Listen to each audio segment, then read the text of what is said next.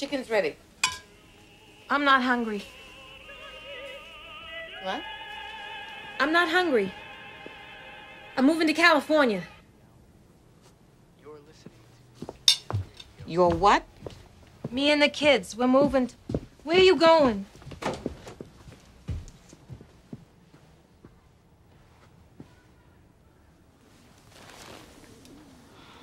You mind if I sit down? I've been on my feet for the last 56 years. I have to, Ma. There's nothing for me here. You know that. Oh, I see. I thought about it a lot. I already lined up a job, an apartment. So when were you planning to tell me? Or was I supposed to figure it out when you stopped showing up for your meals? Every time I try to talk to you, I either can't get up the nerve or else you start hacking me, and I never seem to get it out. So, Bibby, when are you planning to make this move? Tomorrow morning. We're driving across. And please, don't call me Bibby anymore. Why not? What's wrong with Bibby? I've asked you to use my real name. Barbara. No, Bibby is a perfectly good name. Bibby is not a name, Ma. It's what an infant uses to keep food from drooling down his shirt.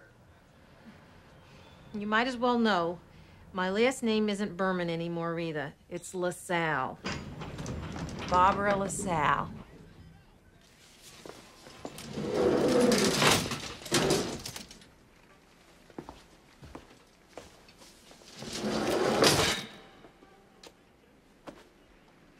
Well, aren't you gonna say something?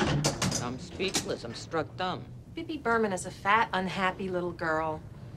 I deserve a beautiful name, Ma. Like Simone Signoret. She's French. Or Brigitte Bardot. She's also French. Besides, Brigitte Bardot probably means Bibby Berman in French.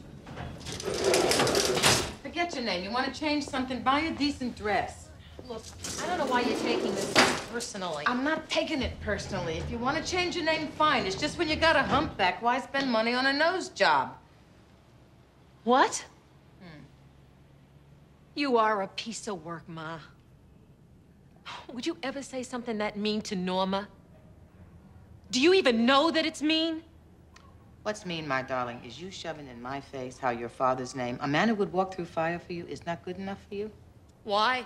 Apparently it's not good enough for you either. How dare you? No, how dare you? How dare you, Ma? How dare you treat Norma like some goddamn tragic beauty and not even call me by my real name? All you ever did was poke fun. That is not true. You told people I smelled, Ma. Big joke, huh? Yeah, that's a riot to a 10-year-old girl. Well, I hug my kids. I would never poke fun if they were hurting. But you got one kid living in a fantasy world and another kid running clear across the country just to get away from you. And you're so scared to face yourself alone in the mirror, you're kissing strangers in front of the whole neighborhood. Well, I'm going to California. Maybe I'll make mistakes just like I did when I married David. But you can just save your put-downs and your big advice because I refuse to let you keep me from trying. Since when could I ever stop you from hurting yourself? Jesus. You just don't get it, do you? No, I don't get it. And I don't want to get it. I don't want to know so much, Bibby. I never did. What good would it do me, huh? I'd still have some lunatic Italian telling me I should run off with him. And a husband who would have left me if he didn't learn to dance in some bar. Not to mention 2 divorced daughters. Go. You want to go, go. It's not the first time I've been abandoned. Daddy's dying was not abandonment. It was dying. What's your excuse? That I wasn't here for you when your marriage failed? And you moved back home with your 2 kids into my little apartment? You want me to say everything is my fault? I'm not going to do it. You think I was mean to you when you were a kid? You think I didn't do enough for you?